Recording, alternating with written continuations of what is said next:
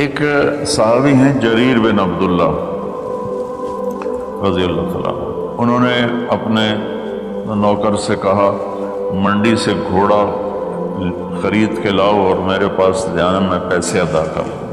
تو وہ منڈی گیا اور 300 میں گھوڑا کی رقم طے کر کے لے کر آیا اور کہا حضرت 300 میں خریدا ہے، آپ پیمنٹ کر دیں۔ جریر بن عبداللہ یمن کے شاہی خاندان سے تھے، انہوں نے وہ نسلوں کو پہچانتے تھے گھوڑے کی۔ انہوں نے ایسے دیکھا تو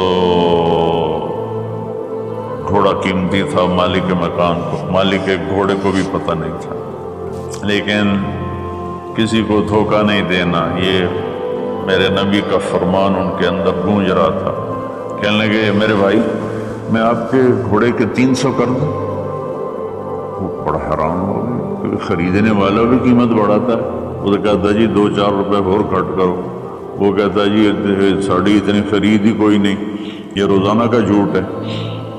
تو انہوں نے کہا جی کر دو، پھر کہا 400 کر دوں، کہا جی کر دو، تو 500 کر دوں، 600 کر دوں۔ وہ بیچارہ پریشان ہو گیا، یہ لگتا ہے میرا مذاق ہو رہا ہے۔ جب انہوں نے کہا 800 کر دوں، کہنے لگا حضور میں تو 300 تو ہی راضی ہوں، تھی پتا نہیں 500 کیڑی گل کا بتایا، میں نے نہیں منظور ہے، تھی 800 کر دو۔ تو آپ نے خادم سے فرمایا اس کو 800 دے دو اور گھوڑا باندھ دو۔ وہ تو پٹھیاں چھالاں ماردا نکلیا، لبے میرے تو کم بن گئے، سر کڑائی تھے پنجے کے ہوئے۔ تو جب وہ باہر نکلا تو ان کے خادم نے عرض کیا حضرت میں جب 300 طے کر کے آیا تھا اور اس نے خوشی سے قبول کیا تھا، تو 500 جناب نے کس خوشی میں بڑھائے ہیں؟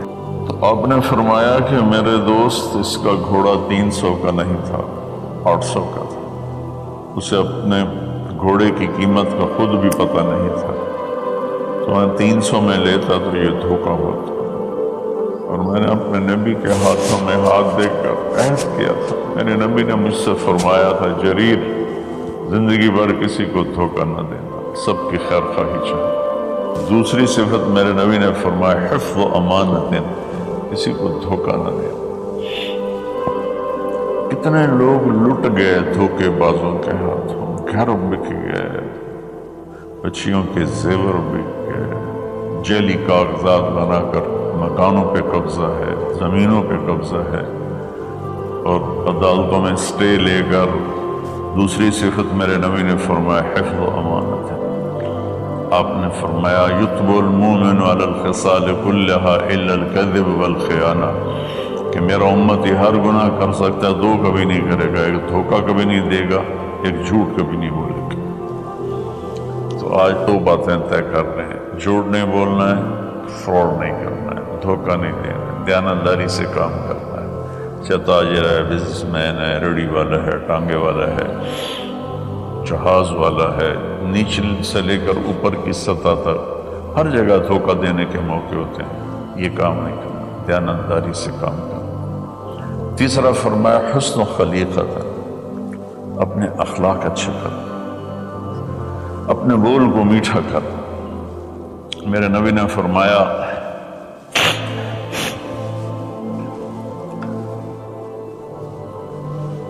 معاذ تمہیں اپنی شریعت کا خلاصہ بتاؤں کہ یا رسول اللہ فرمائیں، تو آپ ذرا میری اس سچویشن کو غور سے دیکھنا۔ آپ نے یوں نہیں پکڑا، آپ نے یوں پکڑا جیسے کاٹا جا رہا،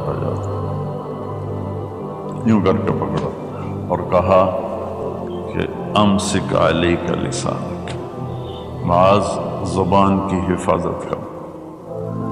تو انہوں نے عرض کی یا رسول اللہ زبان کے بول پر بھی ہماری پکڑو گی؟ کہا تیرا بھلا ہو، سب سے زیادہ جہنم میں جانے والی زبان غلط زبان والے ہوں گے۔ تو ہم نے اپنے بچپن میں دیکھا اتنا خاندان آپس میں جڑا ہوا تھا کہ ان میں سے سوئی نہیں گزرتی تھی، بڑے چھوٹوں کے آگے، چھوٹے بڑوں کے آگے، ایک عجیب ماحول بچپن میں دیکھا ہے 60 کی دہائی میں۔ پھر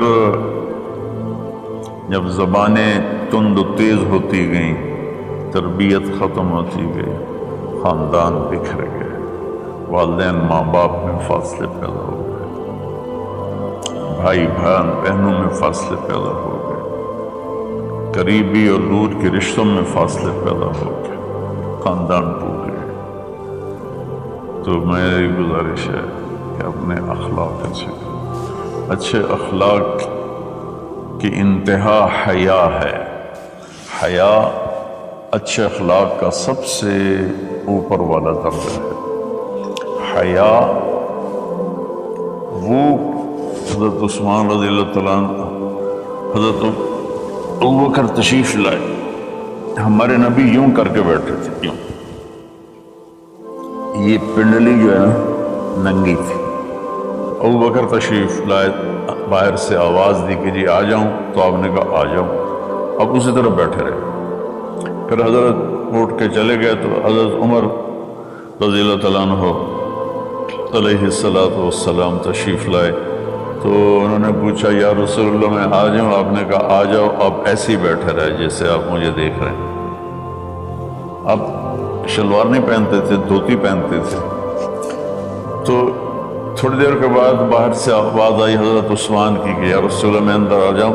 حضرت عثمان رضی اللہ تعالیٰ عنہ تیسرے خلیفہ علیہ السلام، تو آپ نے اپنی چادر کو ایسے کیا اور یوں سیدھے ہو کر ایسے بیٹھ گئے۔ آپ نے کہا آ جاؤ، وہ آ گئے۔ جب وہ اٹھ کے چلے گئے تو ہم عائشہ رضی اللہ تعالیٰ عنہ علیہ السلام یہ سارا منظر دیکھ رہی تھی۔ تو آپ نے پوچھا یا رسول اللہ، وہ میرے والد آئے آپ ویسے ہی بیٹھے رہے، عمر آئے آپ ویسے ہی بیٹھے رہے، جب عثمان آئے تو آپ نے کپڑا بھی ٹھیک کیا اور چوکڑی مار کے بیٹھ گئے، اس کی کیا وجہ ہے؟ کہا عائشہ عثمان بڑے حیا والا ہے، یہ اتنے حیا والا ہے کہ اس سے فرشتے بھی حیا کرتے ہیں، تو میں کیوں نہ کروں؟ اگر میں اس طرح ہوتا تو وہ مجھے دیکھ کے ویسے ہی واپس چلا جاتا، وہ ایسے حیا والا ہے۔ تو تیسری بات وہ ہے کہ ہمارے دلوں میں سب سے محبت سے رہنا سیکھیں، پیار سے رہنا سیکھیں، اپنے اخلاق کو ٹھیک کریں، زبان کا بول میٹھا، دل کا جذبہ سچا، تو اس اور حیا پاکنا۔ کبھی کسی غیر محرم پہ نظر پڑے تو آنکھ نیچی ہو جائے، اور اپنی بچیوں سے بھی کہتا ہوں کہ اپنے آپ کو کور کر کے چلو، تو حیا سے ایمان مکمل ہو جائے۔ اور چوتھی بات ہے عفت فی طعمت، کہ رزق حلال کمانا۔ رزق حلال کے بارے میں فرمایا وَمَنْ أَمْسَكَ كَأَن بِعَمَلِ يَدِهِ أَمْسَى مَغْفُورًا لَهُ، جو صبح سے شام تک حلال کمانے میں تھکتا ہے اس کے اس دن کے سارے گناہ معاف ہو جاتے ہیں۔ میرے نبی نے فرمایا جس نے دنیا کو طلب کیا، من طلب الدنیا حلالا، رزق حلال، سعیاً علی اہلہ، بچوں پر خرچ کرنے کے، تعطفاً علی جارہ، غریب پڑوسیوں پر خرچ کرنے کے، استعفافاً عن المسئلہ، اور ہاتھ پھیلانے سے بچنے کے لیے۔ جو آدمی رزق حلال ان چار چیزوں کی وجہ سے کمائے گا، اللہ تعالیٰ قیامت کے دن اسے اس طرح اٹھائیں گے اور اللہ سے ایسی ملاقات ہوگی کہ اس کا چہرہ 14ویں کی رات کی طرح چمکتا ہوگا، صرف رزق حلال۔ کئی گناہ ایسے ہیں جو عبادت سے معاف نہیں ہوتے، وہ رزق حلال میں تھکنے سے معاف ہوتے ہیں۔ سعد بن معاذ بیٹھے ہوئے تھے ایسے کر کے آپ کی محفل میں، تو آپ کی نظر پڑی ان کے ہاتھوں پر، ہتھیلی پر، تو اس میں نشان تھے، مزدور کسی چلاتے ہیں تو نشان پڑ جاتے۔ تو آپ نے کہا سعد یہ کیا ہے؟ کہ رسول اللہ مزدوری کرتا ہوں نشوں کے لیے اپنے باغ میں، تو وہ میرے ہاتھ سخت ہو گئے۔ تو آپ متوجہ تو ہوں گے انشاءاللہ۔ آپ نے ان کا ہاتھ پکڑا یہاں سے اور یہ دیکھیں ایسے بوسہ لیا، پھر کہا بچوں کو حلال کھلاتے ہوئے جو ہاتھ ایسا ہو جائے گا اس پہ جہنم کی آگ حرام ہو جائے گی۔ میرے نبی نے کہا سچا تاجر نبیوں کے ساتھ اٹھایا جائے گا، کیونکہ تجارت میں سچ بولنا روزانہ ذبح ہونا ہے، تاجر کے جھوٹ سچ کا امتحان ہے۔ باقی اپنی زندگی میں بھی بھائیو رزق حرام سے بچو، رزق حلال کماؤ۔ حلال تھوڑا بھی برکت والا ہے اور حرام زیادہ بھی تباہ کر دیتے ہیں۔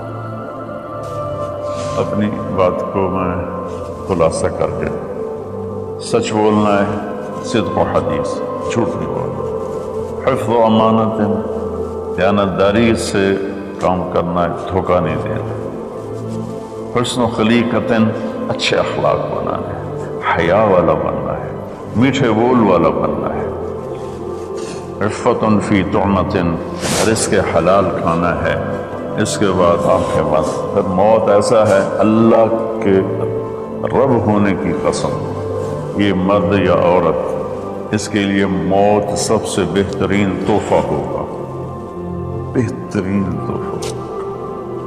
جب یہ اللہ کی بارگاہ میں جائے، اللہ اسے ہنس کے ملے گا، خوش ہو کر ملے گا، اور یہ اللہ کو خوش ہو کر ملے گا۔